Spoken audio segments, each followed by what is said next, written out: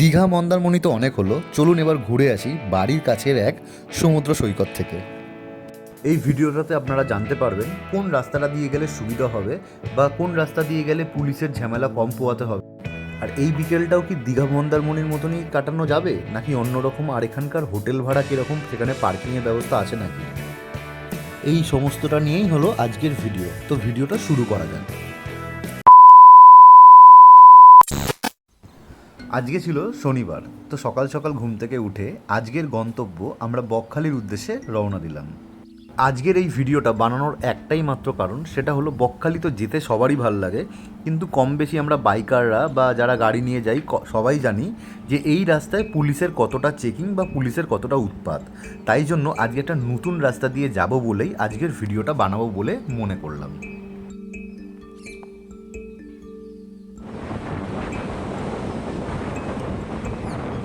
আমার জার্নি যেহেতু বেলঘুরিয়া থেকে শুরু হয়েছিল, সেহেতু আমরা বেলঘুরিয়া এক্সপ্রেসওয়ে দিয়ে এয়ারপোর্ট হয়ে সোজা চলে গেছিলাম বাইপাস।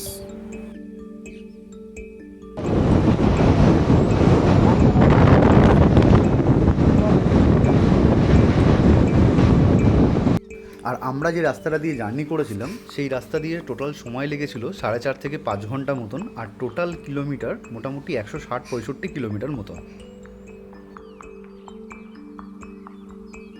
এই বিল্ডিংটা আশা করি তোমরা প্রত্যেকেই কম বেশি দেখেছো এবং চেনো। এই বিল্ডিংটা খুব সুন্দর লাগে, আর এটার নাম হলো অ্যাটমসফিয়ার। আমরা এখন অ্যাটমসফিয়ারের পাশ দিয়ে, মানে অ্যাটমসফিয়ারকে ডান হাতে ফেলে সোজা এগিয়ে যাচ্ছি গড়িয়ার দিকে।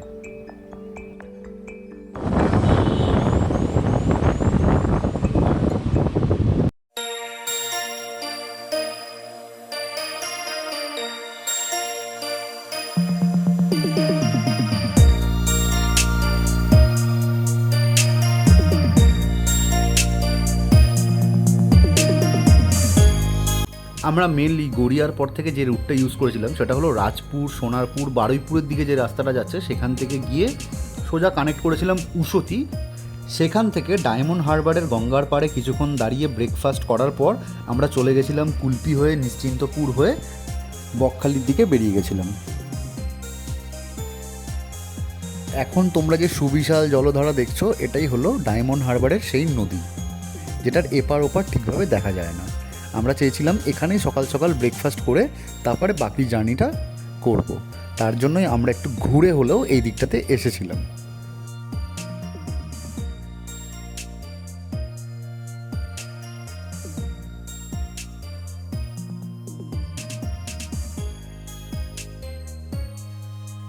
আচ্ছা, তোমরা যারা অনেকেই বাই রোড না গিয়ে যদি ট্রেনে করে যেতে চাও, তাহলে তোমাদেরকে কিভাবে যেতে হবে? তোমরা যেখানেই থাকো না কেন, তোমাদেরকে শিয়ালদায় আসতে হবে। শিয়ালদার সাউথ সেকশন থেকে নামখানা লোকাল আছে, সেই নামখানা লোকালে উঠতে হবে আর নামখানা স্টেশনে যেতে হবে। আরও অনেক ট্রেন আছে যেগুলো নামখানা যায়, সেগুলোই ধরতে হবে। এবং নামখানায় নেমে বাইরে অনেক টোটো, অটো আছে যেগুলো রিজার্ভও যায়, এবং অনেক বাসও পেয়ে যাবেন যেগুলো একেবারে সোজা বকখালি বাস স্টপেজ পর্যন্ত নিয়ে গিয়ে আপনাদের নামাবে। আমরা পৌঁছে গেছি আর স্নান করতে চলে এসেছি, কিন্তু স্নান করতে এসে যেটা দেখলাম সেটা হলো এইটা। এখানে আমি না সমুদ্র খুঁজে পাচ্ছি না, এরমভাবে জুম করলে কি ওই যে দূরে সমুদ্র দেখা যাচ্ছে। এই হলো সমস্যা। এবার বললাম বকখালিতে কেন লোকে আসে না, যারা স্নান করতে চায় না তারা আসতে পারে, কিন্তু আমার মতন যারা সমুদ্র প্রেমী, জলে লাফাতে পছন্দ করে, তাদের জন্য বকখালি জায়গাটা নয়। সত্যি কথা, একদম অনেস্ট। এরকম ফাঁকা নির্জন সমুদ্র, সি বিচ পেয়ে যাবে, সমস্ত কিছু। আর ফাঁকা থাকবেই না বা কেন, এখানে জলই নেই, সমুদ্রই নেই, তা তো ফাঁকা থাকবে। সত্যি কথা বলতে আমি না অনেক এক্সাইটেড ছিলাম, কারণ আমি বহুদিন পরে সমুদ্রে যাচ্ছিলাম। গিয়ে ভেবেছিলাম প্রচণ্ড লাফাঝাপি করব, কিন্তু প্রথমে আমি বিচে নেমে যেটা দেখলাম সেখানে একদমই জল ছিল না। আমি বড্ড হতাশ হয়েছিলাম। কিন্তু আপনারা স্নান করতে পারবেন একমাত্র বকখালি সি বিচেই আপনারা পারবেন স্নান করতে, তাও সেখানে অনেকটা হেঁটে যেতে হবে। চলুন আস্তে আস্তে দেখতে পাবেন সেটাও। এতক্ষণ কষ্ট করে খুঁজে খুঁজে একটা স্নানের সি বিচ পেয়েছি। আমরা তাও নিজেদের গাড়ি নিয়ে গেছিলাম বলে আমরা এই বিচটাতে যেতে পেরেছি, নাহলে সেদিনকে আমাদের স্নান করাই হতো না। কারণ আমরা প্রথমেই চলে গেছিলাম একটা ভুল সি বিচে, যেটার নাম কার্গিল সি বিচ। আমরা সেখান থেকে আবার ফেরত এখানে এসেছিলাম।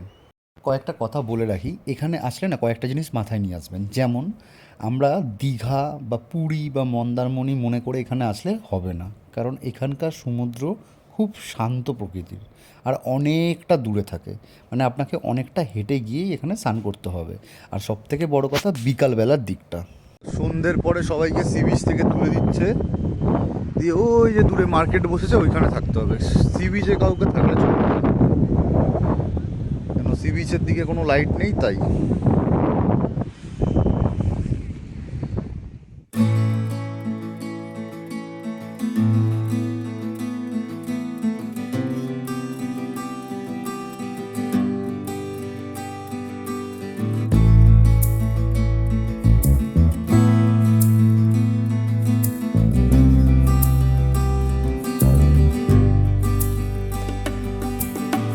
আচ্ছা, আপনার এখানেও বিকালে প্রচুর খাবারের দোকান পাবেন, সঙ্গে এরকম মাছের ছোট ছোট স্টল বসেছে, মাছের দোকান, যেগুলো আপনারা বললে ফ্রাই করে দেবে বা গ্রেভি জাতীয় করে দেবে।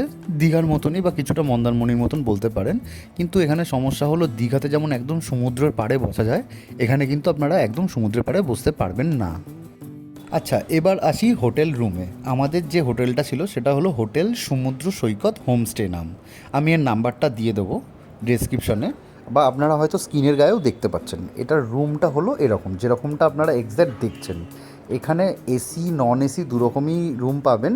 আমরা যে রুমটা নিয়েছিলাম সেটা হলো নন এসি রুম, আর এটার ভাড়া পড়েছিল মাত্র 550 টাকা।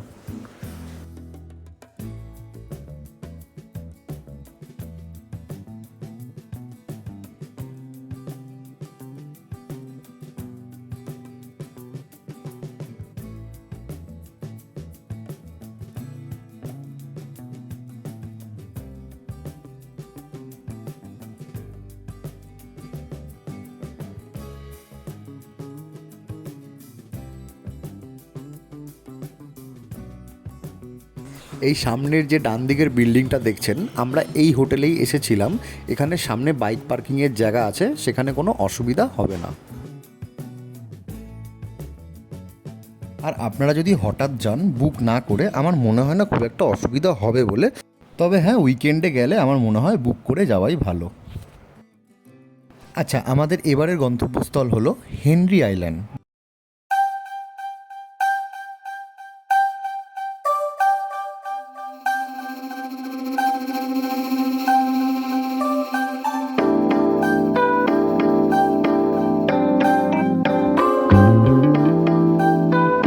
বকখালি থেকে বেশি দূর না, 8 থেকে 7 কিলোমিটারের মধ্যেই আপনারা হেনরি আইল্যান্ডও পেয়ে যাবেন। আপনারা চাইলে টোটো করেও যেতে পারবেন, পুরো প্যাকেজ করে নেবেন, বা নিজেদের গাড়ি নিয়ে গেলেও যাওয়া যাবে অনায়াসে।